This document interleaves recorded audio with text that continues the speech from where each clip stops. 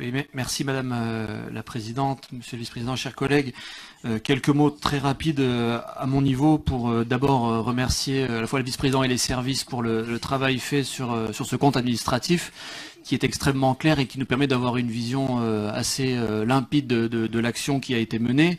Je voudrais d'abord rejoindre l'intervenant précédent sur le sens de nos débats et sur ce que nous portons aujourd'hui. Quand nous débattons du budget primitif, des visions s'affrontent, des sensibilités politiques se confrontent, et c'est bien tout l'intérêt et tout le sens de la démocratie. Mais lors du compte administratif, il nous appartient de vérifier la bonne réalisation du budget que nous avons voté, sa sincérité, et puis de bien vérifier que la traduction politique de ce que nous avions décidé se fait dans les actes. Et quand on a cela en tête et qu'on lit les chiffres qui ont été évoqués et rappelés encore une fois sur l'ensemble de nos bancs, eh bien on voit finalement les chiffres parlent d'eux-mêmes. Alors je pourrais arrêter mon intervention là en disant que les chiffres sont suffisants pour montrer que le cap est tenu, mais je voudrais souligner quelques points positifs et aussi peut-être quelques points de vigilance qui sont importants de rappeler parce que nous ne sommes pas dans l'autosatisfaction mais dans une lecture rigoureuse de la réalité budgétaire pour que nous puissions effectivement progresser tous sur les politiques que nous menons. Alors, sur ce qui est important de rappeler, d'abord les dépenses de fonctionnement. Nous tenons le cap.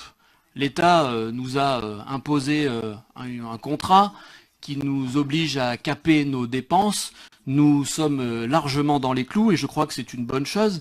Et cela ne nous empêche pas, en ayant seulement une augmentation de 0,3% des dépenses de fonctionnement, de maintenir nos politiques. Et je voudrais peut-être réagir par rapport à ce qu'a dit le maire de Saint-Martin-d'Hères tout à l'heure.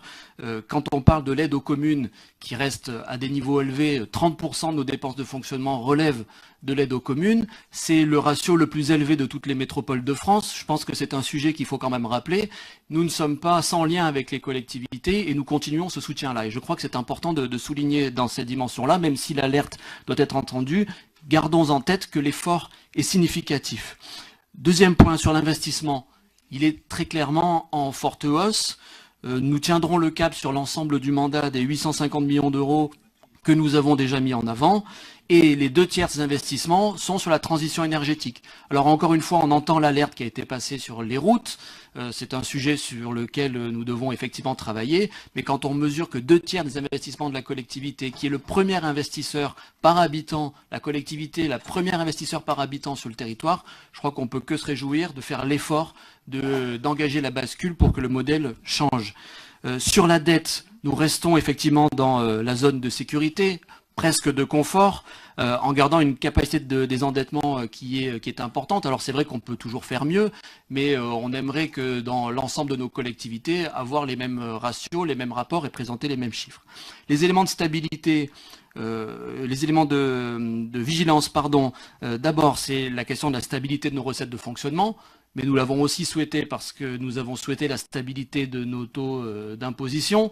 Par contre, effectivement, la dynamique n'est pas toujours là, donc c'est un point d'interrogation. On continue à regretter la baisse, même si elle est moins élevée qu'avant, des dotations de l'État, qui reste une réalité.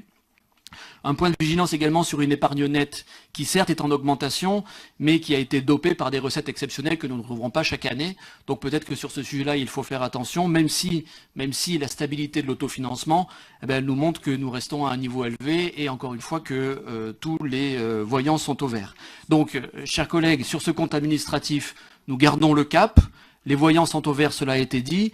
Et dans une collectivité, la gestion est très importante, mais elle n'a qu'une finalité, de nous permettre de mener les politiques publiques que nous avons définies.